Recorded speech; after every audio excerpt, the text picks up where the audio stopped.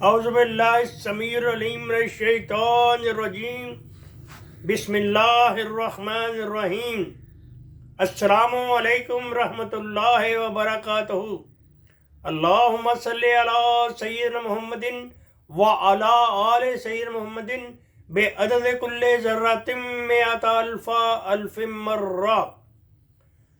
عاشورہ کو عاشورہ اس لیے کہا جاتا ہے کہ جو آدمی اس دن کی عزت و عظمت کرتا ہے وہ آدمی نور میں عیش کرتا ہے۔ عاشورہ اصل میں عاشورہ تھا، بطور تخفیف اس سے نون گرایا گیا تو عاشورہ ہو گیا۔ یوم عاشورہ کو محرم کا دن بھی کہا جاتا ہے۔ محرم کا نام آتے ہی ذہن میں واقعہ کرب و بلا آ جاتا ہے۔ غم حسین علیہ السلام دل کو تڑپانے لگ جاتا ہے۔ ہمیں غریب الوطن حسین علیہ السلام یاد آ جاتے ہیں، جنہوں نے حق کی خاطر سر کٹانا تو گوارا کیا لیکن باطل کے آگے جھکنا پسند نہ کیا اور حق کا بول بالا کیا۔ اپنی اور اپنے خاندان کی جانوں کی پرواہ نہ کی اور اپنے خون سے شجر اسلام کی آب جاری کر کے انسانیت کا سر فخر سے اونچا کر دیا۔ عاشورہ یعنی 10ویں محرم کا دن بہت معظم ہے، جس میں بہت سے اہم واقعات رونما ہوئے۔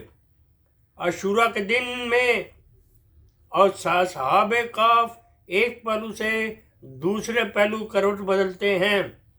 اسی دن حضرت آدم علیہ السلام کی توبہ قبول ہوئی، حضرت ادریس علیہ السلام کو آسمانوں پر اٹھایا گیا، حضرت نوح علیہ السلام کی کشتی جودی پہاڑی پر ٹھہری، حضرت ایوب علیہ السلام کی مصیبت 40 دن بعد عاشورہ کے دن ختم ہوئی، حضرت یونس علیہ السلام مچھلی کے پیٹ سے عاشورہ کے دن نکالے گئے، حضرت یعقوب علیہ السلام 40 برس بعد حضرت یوسف علیہ السلام سے عاشورہ کے دن ملے۔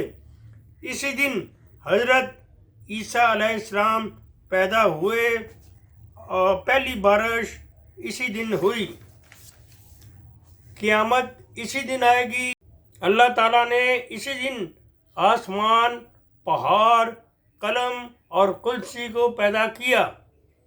عاشورہ کے دن ہر نیک کام بہت زیادہ اجر و ثواب کا موجب ہے۔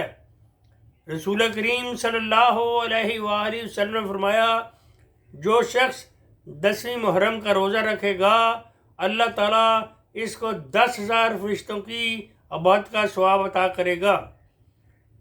عاشورہ کے دن غسل کرنا بیماری سے بچاؤ کا سبب ہے۔ اسی دن بیمار پرسی کرنا بھی بہت اجر کا کام ہے۔ حضور صلی اللہ علیہ وآلہ وسلم نے فرمایا، جو کوئی عاشورہ کے دن تیمارداری کرتا ہے تو گویا اس نے تمام بنی آدم کی تیمارداری کی۔